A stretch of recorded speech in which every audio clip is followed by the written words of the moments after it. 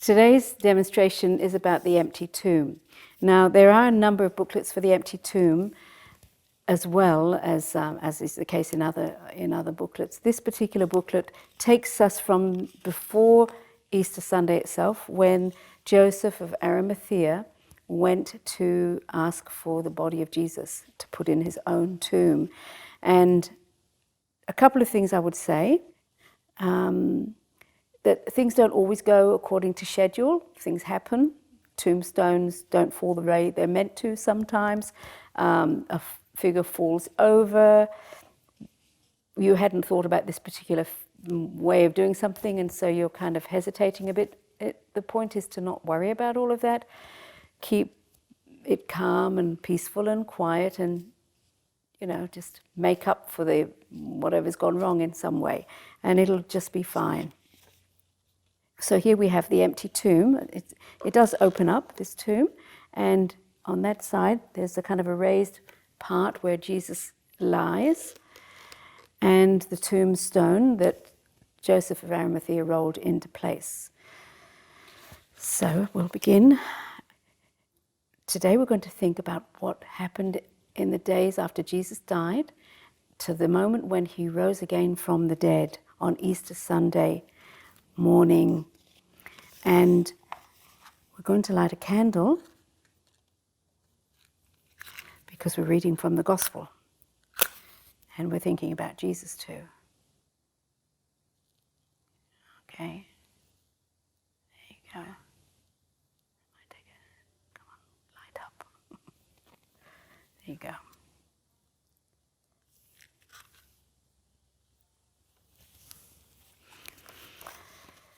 When it was evening, there came a rich man from Arimathea named Joseph, who was himself a disciple of Jesus. And he went to Pilate and asked for the body of Jesus. And Pilate ordered it to be handed over. And taking the body, Joseph wrapped it in a clean linen cloth and laid it in his new tomb that he had cut out of the rock.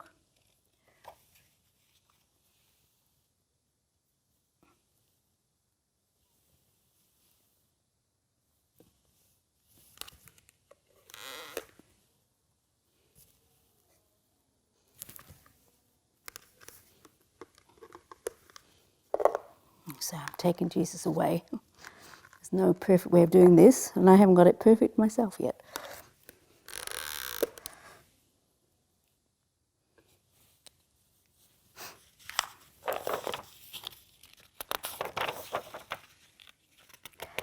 Then he rolled the huge stone across the entrance to the tomb and departed.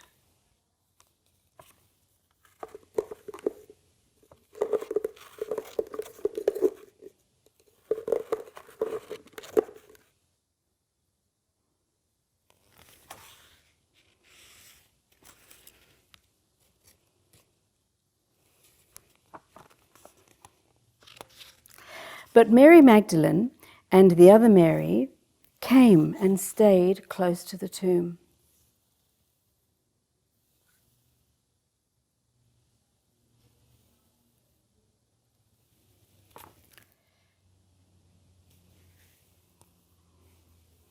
They stayed for a while and then they went away. Because the next day was going to be the Sabbath and they had to stay at home. The next day, the chief priests and the Pharisees gathered before Pilate and said, "Sir, we remember that this impostor, while he was still alive, said, 'After 3 days I will be raised up.' Give orders then to the grave that the grave be secured until the 3rd day, lest his disciples come and steal him and say to the people that he has been raised from the dead." Pilate said to them, "The guard is yours. Go secure it as best as you can." So they went and they secured the tomb by fixing a seal on the stone and setting the guard.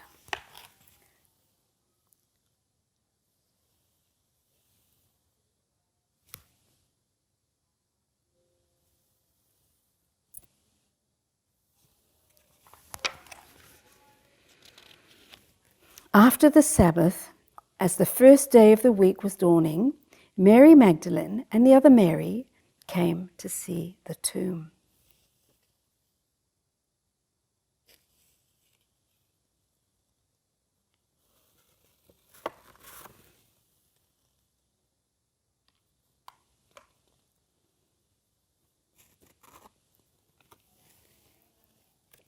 And there was a great earthquake, for an angel of the Lord descended from heaven and approached and rolled back the stone and sat upon it.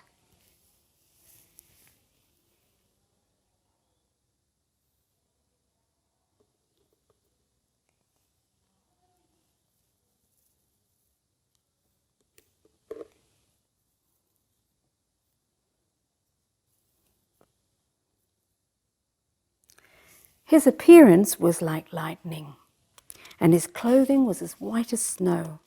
The guards were shaken with fear for him and became like dead men.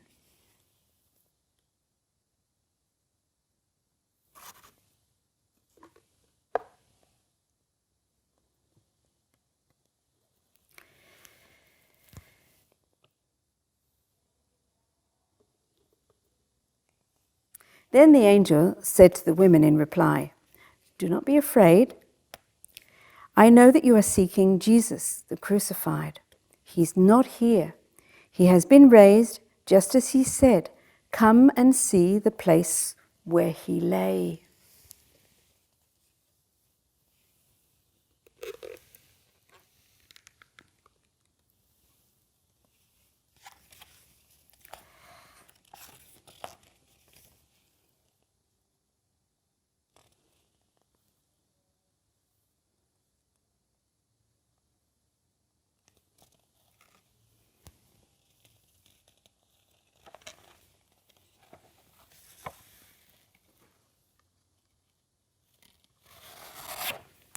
Then go quickly to tell his disciples he has been raised from the dead. He's going before you to Galilee, and there you will see him. Behold, I have told you. So they went quickly away from the tomb. They were fearful, yet overjoyed, and ran to announce this to the disciples.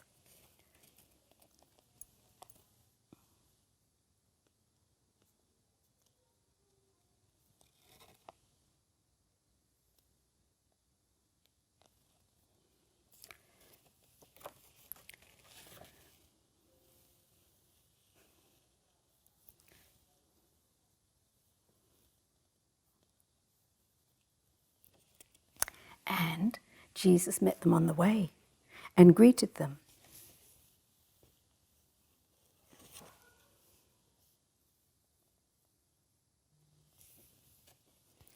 They approached and they embraced his feet and did him homage.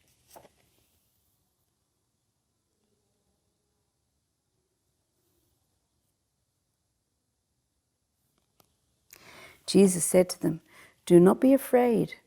Go tell my brothers to go to Galilee, and there they will see me."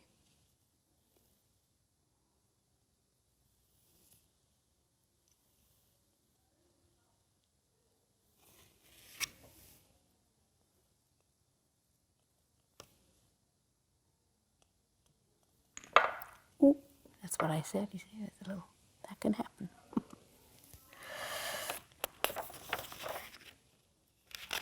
I wonder. So these are the I wonder questions.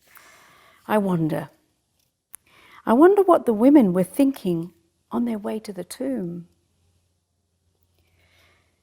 I wonder what was going on in their heart and their mind when they saw that the tombstone was rolled away and there was no Jesus in the tomb. And I wonder what it was like for them to meet the angel. Another thing to wonder about, the message of the angel, could it be a message for us too? I wonder what the rising of Jesus from the dead means for us. And I wonder how Jesus shares his risen life with us.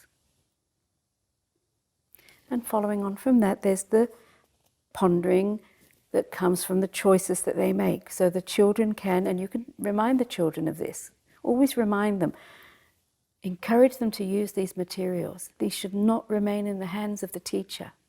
Now, I had to do a little thing to kind of, because I had introduced Joseph of Arimathea, which in other presentations of the empty tomb, that doesn't occur. It just starts with the women coming to the tomb. But I did a more complicated presentation, which you can present in your own way. But I had to find a way of putting Jesus in the tomb, but not leaving him there. And you would have seen that on the camera, and the children will probably pick that up too, but things can't be perfect. So encourage them to retell the event using the diorama itself. They will love using the tomb. If ever Jesus is lost in the room, any Jesus from any diorama, that's one of the first go-to places to find out whether he's in there, because he will often find his way into that tomb and be left there. So don't be surprised. They could do some simple craft activity. They can retell the story using plasticine, or they can do a blackboard, mini blackboard, whiteboard, drawing, etc. They can read the children's version of the story. If you have versions of it, they're in the prayer space. And encourage them to, in their choice time, to spend a little time in prayer. Don't force it, but present it as an option that is perfectly possible.